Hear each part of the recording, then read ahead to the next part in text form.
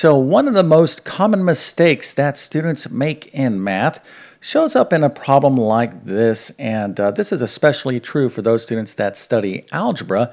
But let's go and take a look at the problem. What we want to do here is simplify this expression, and we have h cubed plus h squared, all of this divided by h squared.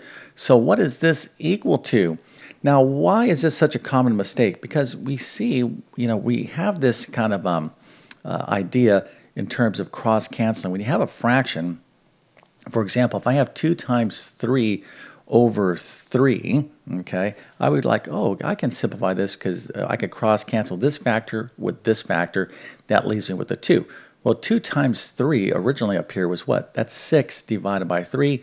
6 divided by 3 is, in fact, 2. So this is perfectly fine because what's going on is you're cross-canceling like factors. Okay, so 2 and 3, these are factors. In other words, these numbers are being separated by multiplication. So you can cross-cancel like factors, but here what ends up happening is that students, they'll see this addition sign, they'll forget that these are not factors. This is a sum. And the best way to kind of illustrate that is just to replace these variables with a number. So if we have some number cubed, okay, h is just a number, but whatever number cubed, this number is going to be the same number. That's going to be squared. And then, of course, we have h squared here. So let's just replace h with a number like 2. So an equivalent problem using numbers would be the following. 2 cubed plus 2 squared over 2 squared. Okay, now let's go ahead and just do this math correctly. So we have 2 cubed, which is, of course, 2 times 2 times 2. That is 8 plus 2 squared, which is 4. Okay, and we're going to divide that by 2 squared, which, of course, is 4. Now we have to go ahead and clean up our numerator here. So 8 plus 4 is 12. So 12 divided by 4 is 3. So that is the correct answer. But let's suppose we were just kind of looking at this problem, and this problem was just given to you on some sort of exam or test, and you're like, oh, what? Look, I got a 2 squared here, 2 squared here. I can cross-cancel those things. So the answer is 2 cubed. Well, if that's the case, 2 cubed is 8. That is the answer you would give. But we can see here that is not true. The correct answer is 3. Okay, so you got to be very careful with sums and differences because you cannot cross-cancel these terms. These are not factors, but it's just very easy to get, I think, distracted or to lose focus and make this error.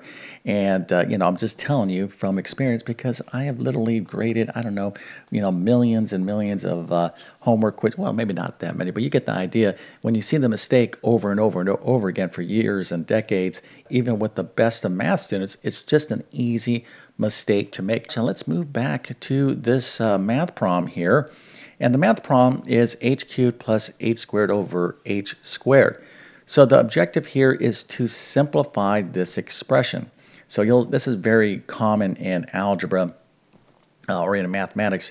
You'll hear the term simplify the expression, which is basically like reduce the fraction. But in mathematics, okay, and particularly algebra, simplifying, it's not like optional. I'm like, well, I really don't want to simplify.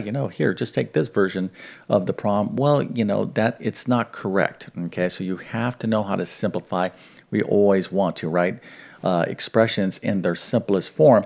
So what we need to do here is know how to factor, okay? And students, if there's one of the top things that students struggle with, if they struggle in math, particularly algebra, one of the top things they struggle with, okay, students struggle with, is factoring. Okay, you got to know how to factor. So here, hopefully you can recognize that you can factor out an h squared. Now, if you don't know how to factor, and if you're taking some sort of algebra course, you need to master factoring. It's not that difficult, but it does require a lot of practice and full instruction. So let me give you a couple quick recommendations on those you out there that need help with factoring or just algebra in general. Check out my full Algebra 1 course. I'll leave a link to it in the description below. Also, I have a ton of additional videos on my YouTube channel that can help you out. But here, we have an h cubed and h squared. So between this sum, okay, let's look at h cubed. I can write h cubed as h squared times h, or h to the first. H squared times h is h cubed. So this h cubed right here, okay, is the same thing as h squared times h. In other words, we have a common factor of h squared. I can factor out an h squared. So you can always check, if you have the correct factor by multiplying back in. So if I take this h squared and I use the distributive property and multiply back in, I'm going to get h squared times h, which gives me h cubed, and then h squared times 1 is h squared. So h squared is in fact the greatest common factor. So again, if you're a little bit confused on how I found that, and I'm really kind of explaining it here because I don't want to turn this video into a full explanation on how to find the GCF. I'm just kind of highlighting a specific error here. But now what we have is h squared times, this is now multiplication. You see, this is where you got to really be careful. So this is h squared times h plus 1. So now these two things are separated by multiplication. So these are factors. This kind of goes back to our earlier example of 2 times 3 over 3. So anything that's separated by multiplication, where you have the same factor in the numerator and denominator, you could cross cancel.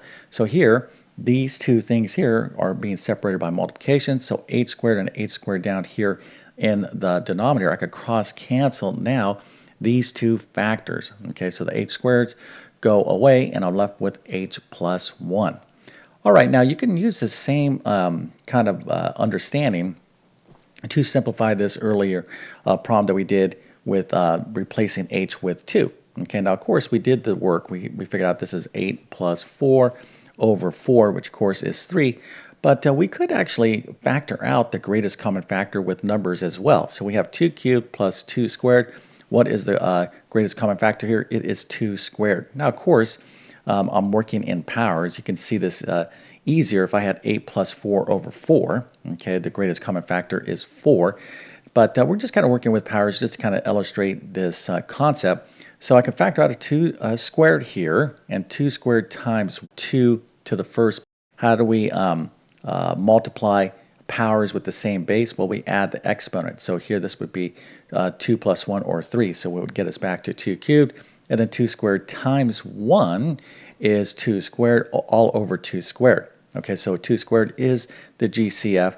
Now, of course, I'm just, you wouldn't necessarily do this problem in this manner, but I am highlighting, the principles here that this works the same way. Okay, so 2 squared is a factor now. This is being multiplied by 2 to the first plus 1. So I can cross cancel the 2 squares. That leaves me with 2 plus 1, which of course is 3, which of course is our answer. Okay, so again, one of the best ways to do, to improve in mathematics is to understand your mistakes. And one of the best ways to do that is to learn the most common errors. Now, those of you that are taking a math class or have great math teachers, your teacher should be saying, they probably emphasize this when they're giving you a lecture or they're recovering homework or something. They're saying, hey, be careful here, look out here. So anytime your teacher's emphasizing something, basically they're saying, hey, pay attention because this is an area where a lot of people make mistakes. So I think in math, at least from my experience, there's like a handful of very common mistakes. Of course, students make all sorts of math errors, but by eliminating those errors, especially the common errors, I'm telling you right now, your performance or your ability to get the right answer, especially in algebra, will go up dramatically. All right, so definitely don't feel too bad if you made a mistake.